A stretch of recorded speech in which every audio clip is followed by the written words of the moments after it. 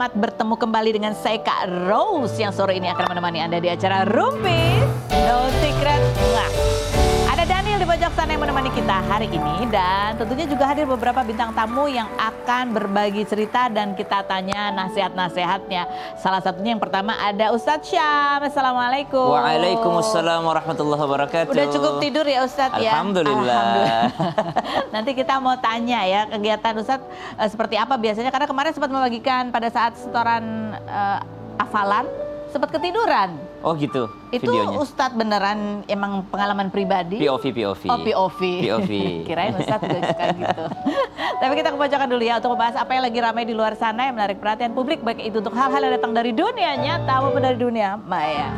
Dari dunia nyata dan dunia politik ya. Kemarin sempat ramai itu adalah OTT ya, operasi tangkap tangan yang dilakukan oleh KPK terhadap Bupati Pekalongan yaitu Fadia Arafik. Nah, kenapa ini jadi rame? Karena kebetulan Fadia Arafik ini juga adalah kakaknya Fairuz Arafik, putra dari pedangdut legendaris Arafik, begitu ya. Dan ya ini kemudian jadi menarik gitu karena orang langsung flashback, oh dia dulu kan penyanyi ya gitu. Jadi ditangkap-tangkapnya tanggal 3 Maret terus sampai ada adegan kejar-kejaran gitu, ketangkapnya pada saat lagi ngisi ngecas itu ya mobil listrik gitu. Ini ada artikelnya bunyinya gini, kena OTT Fadia Arafik klaim tidak tahu aturan karena dia merasa dia tuh latar belakangnya pedangdut. Itu sempat ini ada. Kalau kata KPK kemarin kasih keterangan modusnya adalah misalnya ada pengadaan apa gitu ya. Tapi ya caranya adalah dengan yang ngerjain pengadaan itu adalah sebuah perusahaan yang dimiliki oleh yang ada kaitan keluarga lah sama Bupati Pekalongan ini gitu. Jadi istilahnya gini, ya pakai perusahaan ibu. Tuh, ya. Ini flashback kalau dia penyanyi dangdut, lagu apa sih? Ini lagunya kenapa aku jadi inget bang? Ini jadi nempel soalnya berhari-hari di kepala aku. Lagu yang seperti ini dulu dia pernah nyanyi. Kenapa aku jadi salah fokus? Karena itu dancer-dancernya aku kenal. Tapi yang menarik di statementnya ya, dia ngerasa kayak ya mungkin dalihnya adalah ya mungkin itu hanya salah prosedur karena dia nggak tahu karena dia latar belakangnya penyanyi dangdut. Tapi kalau kita telusuri ke belakang ternyata karir politiknya itu Ibu Fadia Arafik ini tahun 2011 sampai 2016 itu udah jadi wakil Bupati Pekalongan. Terus kemudian dia juga ketua KNPI Jawa Tengah, pernah jadi Bupati Pekalongan juga di periode yang kemarin 2021-2026. Gimana sih 2000 ya. Terus nah ini adalah periode yang kedua gitu. Masa iya nggak tahu udah berapa lama ini udah 15 tahun, hampir 15 tahun ya. Terus dan yang menarik juga adalah sebelum ini terjadi gitu sempat ada percakapan di sosial media yang kemudian orang juga jadi ingat lagi gitu. Jadi saat itu ada netizen yang nulis di Instagramnya, Bu mau lapor jalan dari Pasar Bojong ke Surabaya. Jalannya rusak, banyak berlubang, cukup dalam sekitar 4-7 cm, ada sekitar 20-an lebih lubang. Terus nah itu ada yang komentar lagi, dia bilang gini, ini orang lain lagi yang komentar ya, peresmian rumah sakit Ki Ageng Sedayu kapan Bu? Kabarnya anggaran sekian orang metu gitu, maksudnya kabarnya anggaran sekian itu nggak keluar. Terus waktu kemarin ono acara neng kayak tandan itu dipanggil orang teko, maksudnya ada acara kok nggak datang katanya gitu. Kenapa Bu? Takut diperiksa kah gitu. Nah ini kemudian responnya itu cukup galak ya, walaupun hashtagnya ditulis oleh admin katanya gitu. Mulutmu kalau ngomong aja kurang ajar, diperiksa apa enggak hukum kok kowe mengko gitu. Dia justru ngancem ya, si admin ini justru ngancem. Nanti kamu yang diperiksa hukum ya. Urusan anggaran rak kelar, anggaran opo, jangan sampai dicari kowe ra iso kasih pertanggungjawaban omonganmu katanya gitu. Admin, ini adminnya perlu dicari ini ya. Ini admin kok begitu jawabnya ya kan? Admin kan harusnya mewakili pejabat yang di adminin gitu. Masa iya pejabat ngomongnya begini kan?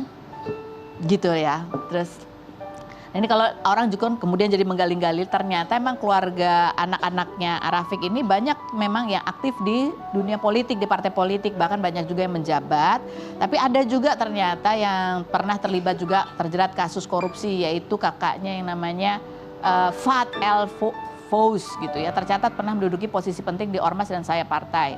Dia pernah divonis penjara 2 kasus korupsi, yaitu di tahun 2017 dan 2012. Nah ini karena berita ini berseliweran, ramai, kemudian banyak orang juga komen di Instagramnya Virus, tanya kenapa sih Virus, bukannya kakaknya tuh dinasehatin gitu kan, dan lain sebagainya. Dan ini yang memicu kemudian kayaknya Sony juga akhirnya bikin postingan untuk membela istrinya. Seperti apa postingan Sony Septian? Berikut ini kita lihat. Kita baca komentar netizen ya, berikut ini. Islami bener neng, noh kakak ente korup. Ini postingan di tempatnya Virus begitu ya. Terus dijawab ini sama Sony, iya Masya Allah istri saya muslim yang taat gitu. Yang berikutnya, ujian bisa menimpa siapapun, jangan takut kalau kita berdiri di tempat yang benar. Yang berikut komentarnya ada lagi, setuju Ki aja sama adekku gitu, capek bilangin walaupun dia salah atau sesat tapi tetap beda prinsip, ya gimana lagi, namanya juga manusia, adik kakak pasti ada yang belok. Yang berikutnya ada lagi komentarnya, gue suka nih laki begini, gak usah diminta tapi maju sendiri buat istri. Yang berikutnya ada lagi, iya walaupun itu saudara kalau misal salah ya jangan dibenarkan ya kak, katanya gitu. Karena banyak juga yang kemudian jadi menyeret-nyeret Virus karena ada rumah sakit keluarga, ada 4 rumah sakit keluarga gitu yang dimiliki, dan itu dituding kayak, nah ini rumah sakit biayanya dari mana nih gitu ya. Apa ada komentarnya? Gak ada? Gak ada. Ya begitulah, kita langsung ke Ustadz Syam aja ya. Kita lihat profilnya berikut ini. Kita tadi sambil lihat itu video-video Pak Ustadz yang dari dulu sampai sekarang kayak Pak, wah kurus nih, dulu belum nikah, belum ada yang ngurus gitu. Belum lagi lihat waktu 2015 pertama kali di Islam itu udah. Berapa tuh beratnya, berat badannya? Enggak, pokoknya 45 apa ya? 45 berat. Kasian. Sekarang udah beda. Ini ada videonya Pak Ustadz yang dibagikan yang kemudian juga ramai dikomentari orang. Kita lihat yang berikut. Biasa terjadi ya di kota besar ya Pak Ustadz di saat Ramadan. Ini tapi Pak Ustadz ini pernah ngalamin juga kayak gini nggak? Oh iya, ini asli. Ini asli. Ini asli. Jadi kan ada tren tuh. Tren awal-awal Ramadan kemarin tuh pakai lagu itu. Terus setoran udah jus berapa gitu. Terus aku mau bikin kan, gimana mau khatam nih orang baru, nggak bakal nyampe-nyampe ngulang itu. Akhirnya aku videoin diriku kan, kenapa aku nggak nyampe-nyampe 1 halaman ya? Pas aku videoin, ternyata aku ketiduran pas bacanya. Melayang-layang sendiri. Melayang gitu, pada saat ketiduran tuh apa ya, mimpi apa? Mimpi udah selesai bacaannya ya? Jadi mimpi, kok nggak selesai-selesai ya? Ini kok kesini lagi gitu. Kan ini kan emang lagi ngafal kan. Maksudnya dilihat tuh cuma hanya untuk patokan aja. Jadi emang aku bacain tuh buat sambil nutup mata memang. Untuk persiapan imam tarawih malamnya. Gitu, begitu nutup mata, bablas. Loh, ini yang mana ya gitu. Jadi coba aku videoin apakah aku udah lompat jauh atau aku malah mundur. Pas gue lihat kembali videonya, ya Allah di situ mulus. Itu barang bukti ya. Barang bukti, ada barang bukti. Dan kita jadi penasaran gitu, ini kan Pak Ustadz kalau kita lihat pada saat syuting di Islami Twinda gitu ya, itu kan terlihat kantong matanya semakin tebal gitu ya. Subhanallah. Kita pengen tahu, jadi sepanjang bulan Ramadan ini kegiatan Pak Ustadz tuh seperti apa sih gitu? Apa aja yang dilakukan? Emang tidurnya malam atau kurang atau gimana? Gak juga sih sebenarnya, jadi buka puasa paling ngisi buat buka puasa. Habis itu saya selalu ngambil acara buat ngimamin tarawih karena selalu pengen ngimamin. Karena salah satu waktu untuk paling bagus memperlancar hafalan tuh karena kita mau imam tarawih. Jadi aku selalu kayak kalau ada tawaran jadi imam tarawih aku selalu ngambil tuh di masjid manapun gitu. Itu selalu ya? Selalu. Habis itu pulang, makan lagi? Habis itu pulang mungkin anak-anak sudah tidur, saya mungkin lanjutin tarawih kadang-kala. Tarawih lagi? Tarawih lagi, karena kalau di masjid rata-rata di Jakarta ini kan 8 ya. Kadang kalau pulang saya nambahin 12 rakaat biar jadi 20. Oh gitu. Terus habis itu tidur? Habis itu ya sudah tidur. Kalau bisa tidur. Kalau nggak bisa ya kalau nggak bisa ngaji lagi. Oh gitu memang. Daripada siang ngajinya kayak tadi melayang-layang. Oh justru kalau malam lebih segar ngapalinnya. Karena bisa ngopi kan. Oh iya betul juga ya. Nah itu sampai apa ya? Sampai sahur, sampai subuh biasa? Sampai sahur, subuh langsung berangkat ke studio. Jadi tidurnya berapa jam? Tidurnya habis subuh paling, habis syuting paling. Oh habis syuting baru tidur. Oh berarti waktu kantong mata itu belum tidur ya. Jadi tidurnya sesudahnya? Sesudahnya. Berapa jam tuh biasanya? Sebelum duhur lah, jam 11 lah baru bangun. 11, oh jam 11 baru bangun lagi. Tergantung sih kalau bocil tuh nggak naik. Oh, iya. Abis itu ngurus anak lagi. Iya, ada 2 soalnya. Bantu ngurus anak juga ya. Terus apa? Tadi kan kalau kita mencoba menghafalkan bacaan untuk tarawih, itu kapan tuh biasanya? Siang. Oh siang jadi itu? Siang, jadi habis asar biasanya udah mulai.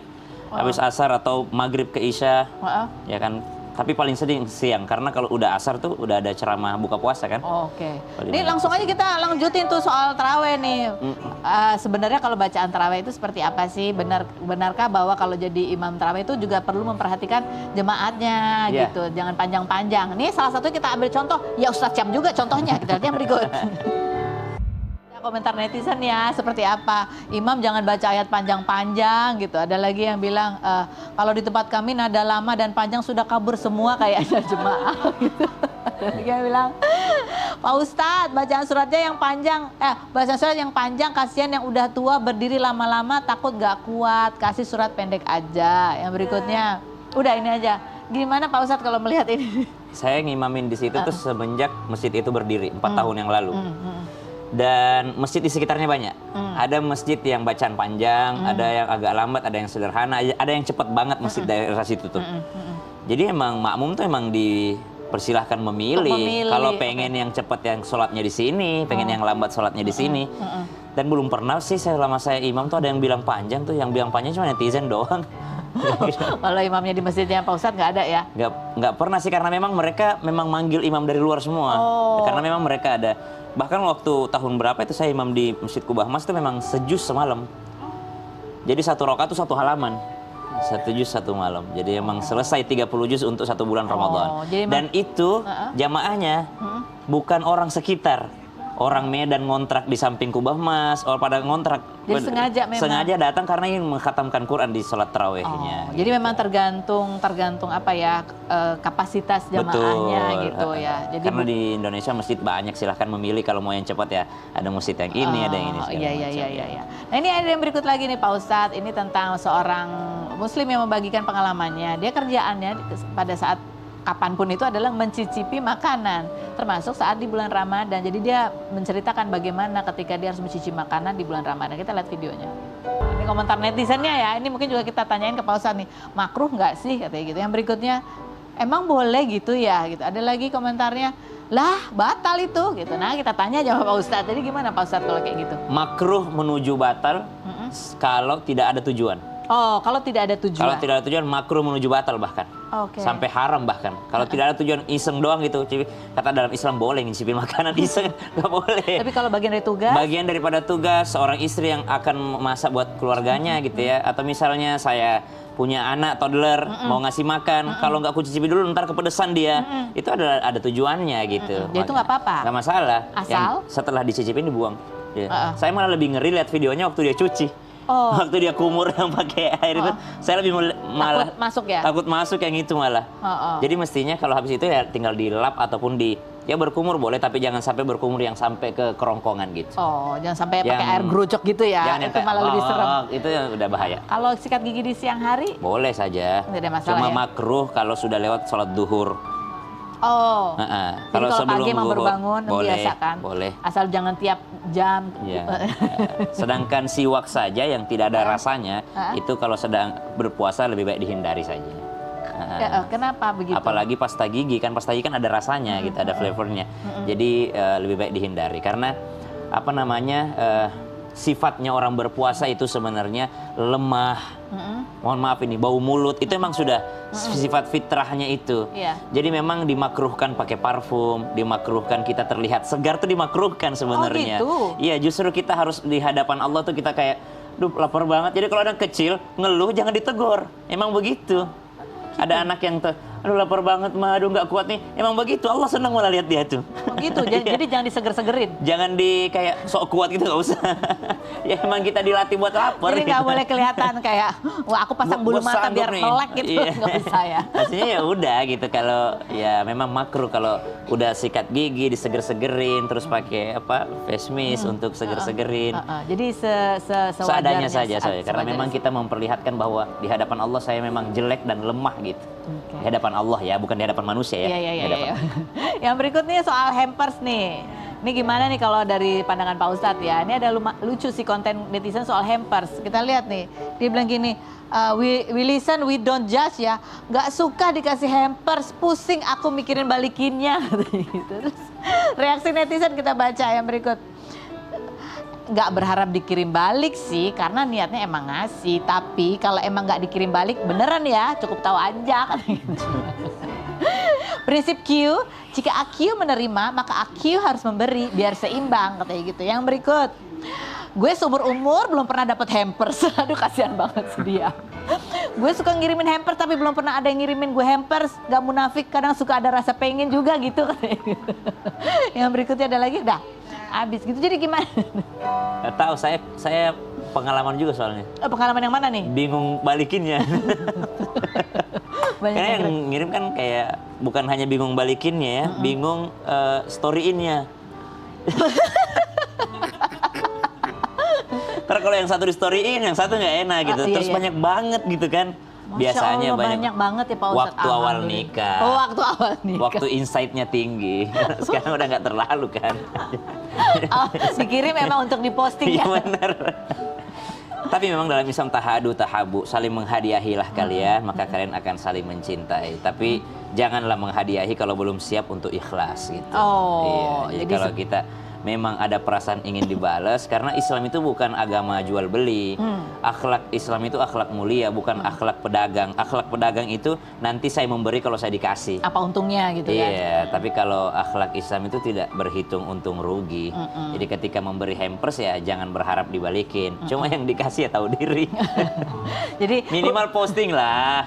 Jadi Nyenengin hukumnya, orang. hukumnya untuk yang memberi adalah ya harus ikhlas, tapi Ikhlas. untuk yang menerima Tahu diri. tahu diri Minimal aja. mendoakan. Minimal mendoakan, ucapan terima betul, kasih khudh gitu min ya. amwalihim shadaqatan tutahhiruhum wa tuzakkihim biha wa shalli alaihim. Kata Al-Qur'an, kalau kamu ngasih orang miskin sedekah atau orang sedekah, jangan kau minta dia doain saya dong. Tapi yang dikasih tahu diri dong, doain dia gitu. Jadi doain. jalankanlah tugasnya masing-masing Betul begitu sekali. ya. Kita masih akan ngobrol sama Pak Ustadz, ini berkaitan juga dengan kondisi saat ini nih Pak Ustadz. Ya. Ada banyak berita di luar sana, perang, ada kekhawatiran tentang perang dunia ketiga, jadi kekhawatiran tentang kiamat dan lain sebagainya, sehingga kalau dari sisi duniawinya gitu banyak orang yang ngerasa mengalami panic attack, kemudian konsul ke psikolog, bahkan konsulnya juga ke online ya, halodoc online gitu.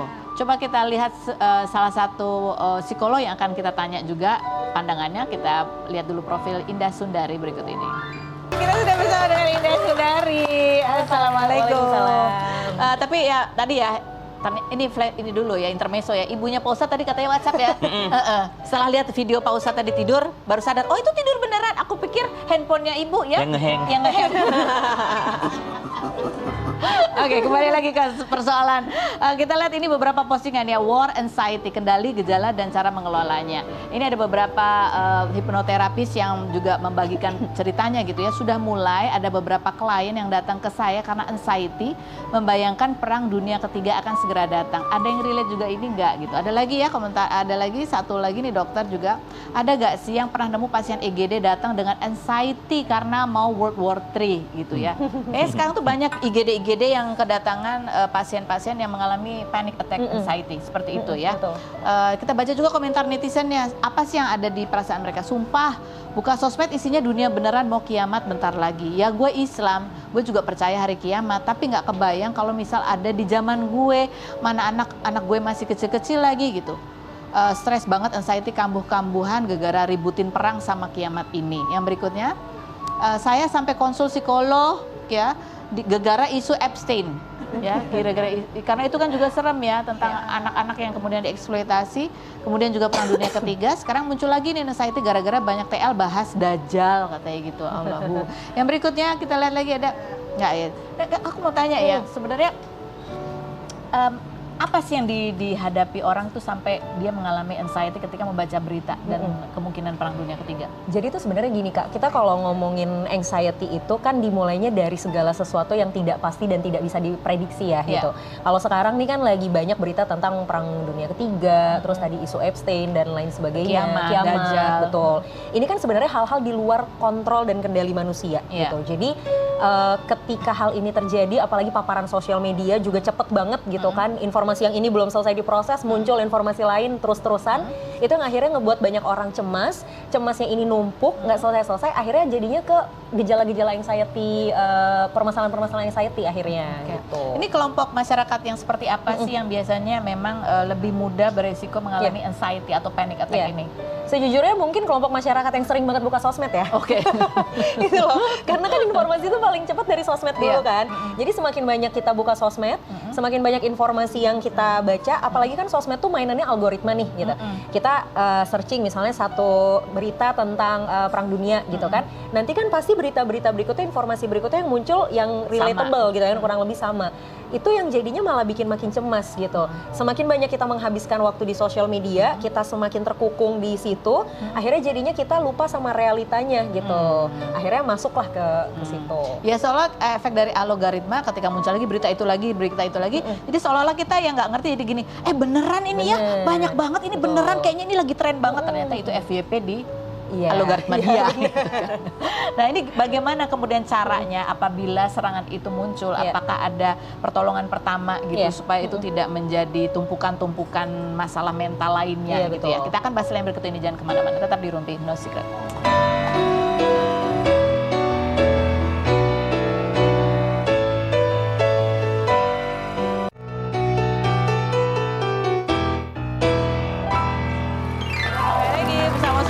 Dan psikolog Indah Sundari, kita mau tanya tipsnya bagaimana ketika kita sedang mengalami panic attack gitu ya, kecemasan.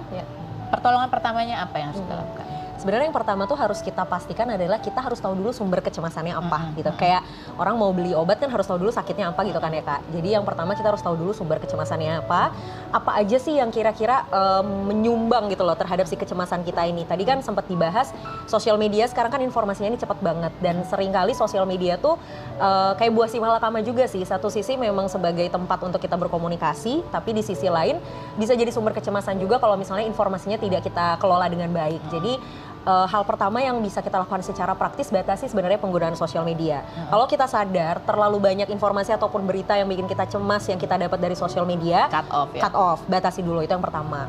Terus yang kedua, ini tuh kesannya kayak sepele gitu, tapi sebenarnya permasalahan psikologis apapun, hal pertama yang paling gampang untuk kita lakukan tuh olahraga.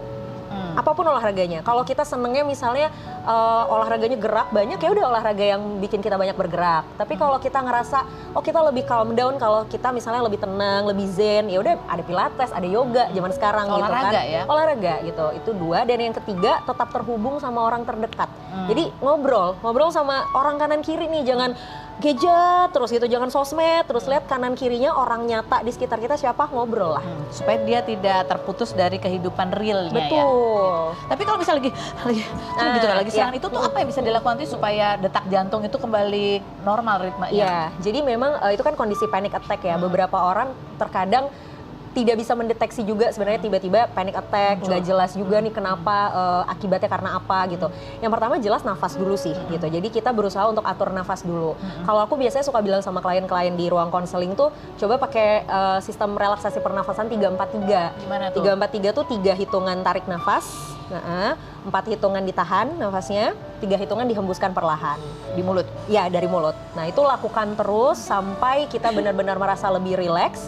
Ketika sudah mulai lebih rileks, kita harus tahu nih kira-kira pegangan kita tuh apa. Pegangan dalam tanda kutip tuh apa ya, hal yang sekiranya kalau kita pegang itu kita punya sugesti, kita merasa lebih tenang. Banyak kan orang yang misalnya suka bawa kayak aromaterapi kemana-mana, atau ada yang misalnya gantungan kunci dia suka bawa, atau kalau misalnya bentuknya orang gitu ya, orang terdekat, hubungin orang terdekatnya. Hubungin gitu untuk sekedar dapat balasan dan ngebuat kita merasa nggak sendirian. Itu dulu. Tapi harus punya backup ya. Backup. Takutnya ada orang ternyata dia nggak kesambung-sambung, tambah panik lagi. Tambah panik. Oke, ini kita kembali ke Pak Ustadz. Pak Ustadz, sebenarnya ada nggak sih doa yang bisa kita panjatkan ketika kita menghadapi hal-hal yang membuat kita takut atau khawatir? Doa dari Nabi SAW yang akhir-akhir ini memang banyak sekali saya sampaikan di mana-mana. Bunyi doanya adalah Allahumma inni as'aluka min fujaatil khair. Ya Allah, aku memohon kepadamu kebaikan yang datang tiba-tiba. Jadi tiba-tiba tuh nggak apa-apa, yang penting baik. Misalnya THR tiba-tiba 3 kali lipat gitu ya. Baik tiba-tiba. Baik banget itu. Tapi doanya Nabi ditambah lagi, wa a'udzubika min fujaatis syarr. Ya Allah, aku berlindung kepadamu dari keburukan yang datang tiba-tiba. Misal kayak teman-teman yang ada di Dubai atau yang lagi umroh, nggak pernah nyangka mereka yang perang Iran sama Israel, kenapa kita di sini yang panik nih? Karena rudalnya lewat di atas apartemen gitu, subhanallah. Jadi memohon kepada Allah agar tidak terdampak keburukan yang datangnya tiba-tiba tanpa persiapan. Dan Nabi tutup doanya dengan mengatakan wa a'udzubika min fujaatil maut. Dan ya Allah, aku berlindung kepadamu dari kematian yang datang tiba-tiba. Karena kita pengennya udah siap dulu baru mati. Kita pengennya kuburan kita tuh udah indah dulu baru kita masuk ke dalamnya, udah terbangun dulu. Nah, kita kembali lagi ke psikolog gitu ya. Ada banyak orang yang mengalami kecemasan, ketakutan, dan khawatir. Kemudian ada lagi kekhawatiran di baliknya, khawatir kalau dia mencari pertolongan melalui psikolog. Karena takut dengan label, kamu stres, berarti kamu kurang ibadah. Wah, ini sering banget nih denger istilah kayak gini, Kak. Iya. Sebenarnya faktanya ya, aku tuh ketemu sama banyak sekali klien-klienku yang bahkan mereka ketika datang nih ke ruang konseling, mereka bilang gini, Kak, aku tuh udah sholat, udah ngaji, dari yang wajib sampai yang sunnah semua aku udah kerjain gitu kan. Setiap menit aku berdoa, tapi aku tetap stres nih gitu. Aku tetap ada di state depresi ini, harus gimana gitu. Dan sebenarnya salah satu kajian psikologi di Indonesia tuh ada juga kajian psikologi Islam gitu kan. Jadi memang pendekatannya pendekatan Islami. Kami juga banyak psikolog yang sudah meyakini bahwa ibadah, doa itu bisa menjadi salah satu metode untuk healing sebenarnya. Tapi bukan berarti ketika kita mengalami kondisi stres tertentu, artinya udah pasti kita kurang ibadah gitu. Sebenarnya nggak selinear itu gitu. Dan aku pernah juga dengar dari salah satu ustadz gitu ya yang bilang, katanya ya sebenarnya Nabi Muhammad pun pernah ada kisah Nabi yang mengatakan Nabi Muhammad pun pernah ada di posisi di mana dia juga merasa stres gitu, merasa was-was, tekanan-tekanan yang dia dapatkan. Jadi sebenarnya kondisi-kondisi kesehatan mental juga sudah menjadi hal yang lumrah gitu terjadi gitu, apapun pada agamanya. manusia. Gitu. Mungkin nanti Ustadz bisa Jelasin. jelasin. Ini kita ke Pak Ustadz nih terakhir nih ya, gitu ya. Pak Ustadz, ini kalau bicara orang supaya nggak stres itu ibadah, sebenarnya apa dari ibadah itu sebetulnya menjadi obat buat orang-orang yang mengalami ketakutan, kecemasan? Apakah mindset tentang kepasrahan, serahkan semuanya kepada Allah, itulah sebetulnya yang... Betul, makanya kan kalau orang sholat itu Allahu Akbar, Allah sebenarnya artinya bukan maha besar, lebih besar. Jadi Allahu Akbar, Allah itu lebih besar daripada apa? Lebih besar daripada masalahku. Karena di dunia ini memang tempatnya kita ada masalah. Kalau mau bahagia full cuma di akhirat doang. Jadi selalu kita mengatakan, kalau ada orang mengatakan saya sudah ibadah segala macam, berarti masih kurang ibadahnya itu. Artinya kurang ikhlas. Kurang ikhlas Kurang ya? ikhlas ibadahnya, karena balasan daripada ibadah sesungguhnya bukan di dunia, di akhirat. Karena Nabi Muhammad orang yang paling bagus ibadahnya, tapi kok di dunia tetap aja ada yang ngejek dia, ada yang benci dia ya. Jadi memang dunia ini tempatnya memang diuji sudah. Dan diuji. Jadi pasrahkan semua, kita berusaha, hasilnya apapun, kita percaya Allah pasti berikan yang terbaik. Betul. Efek dari ibadah sesungguhnya adalah ketika kita sudah pindah alam. Insyaallah. Baik, nanti kita masih ketemu lagi sama Pak Ustadz dan Indah ya. Berikut ada Kirana Larasati yang kemarin baru memecahkan rekor atas nama dirinya sendiri ya. Apa namanya? Free dive di kedalaman 127 meter. Apa yang dia temui di situ? Kita lihat dulu profilnya berikut ini. Ini bersama Kirana Larasati dan inilah medali yang diraih Muri ya, rekor Muri. Rekor Aku Muri mau Indonesia. klarifikasi, bukan free apa tadi? Bukan free diving tapi scuba diving. Scuba diving, jadi pakai ini Pakai ya, oksigen. tangki. Ya. Dan ini kan kamu waktu itu Januari itu 120 meter. Iya. Maret udah langsung kamu pecahkan 1 Maret, sendiri. betul. Ini emang menjadi target kamu kah? Jadi sebenarnya kalau aku di scuba diving itu memang selalu punya target yang lebih tinggi, selalu belajar sesuatu yang baru. Jadi kebetulan karena kemarin ada rencana untuk di negara sendiri, di Bali, jadi aku pikir kenapa enggak gitu, kenapa enggak dicoba untuk sekalian memecahkan rekor. Oke, berikutnya kita mau nanya ya, kan dibilang karena berkat disiplin. Ya. Apa aja yang kamu lakukan persiapannya? Terus habis itu tantangannya tuh apa? Ya. Terus kita juga pengen tahu di dalam itu kamu ketemu apa sih? Selain berikut ini jangan kemana-mana, tetap di Rumpi Indo.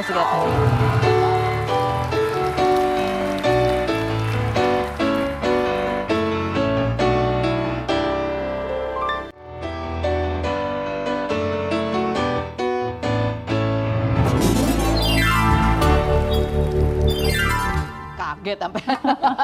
Kita kembali bersama Kirana Larasati. Semangat ya. Kita mau tanya nih, sebenarnya pada saat kamu diving itu ke kedalaman segitu, apa sih yang perlu dipersiapkan dan diperhitungkan? Yang perlu dipersiapkan itu hitung-hitungannya.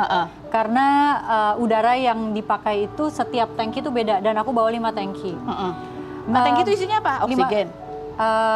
Ada yang 80% oksigen, 60% oksigen, 27% oksigen, 9% oksigen. Gitu. Jadi beda-beda tuh? Beda-beda, karena kalau kita makin ke bawah, diving makin ke bawah gitu, oksigen kita yang normal sekarang ini nih bisa jadi racun malah. Gitu. Jadi semakin kita dalam, oksigennya semakin berkurang. kita kurangi. Kita ganti pakai helium. Gitu. Jadi hitung-hitungannya banyak, plannya banyak, backup plan-nya banyak, ada plan A, B, C, D, E. Plan B-nya misalnya apa? Plan B-nya misalnya kalau satu tabung kita rusak gitu, kita kehilangan satu tabung, apakah kita masih cukup untuk naik ke atas? Kayak gitu. Itu mesti ngapain? Dihitung.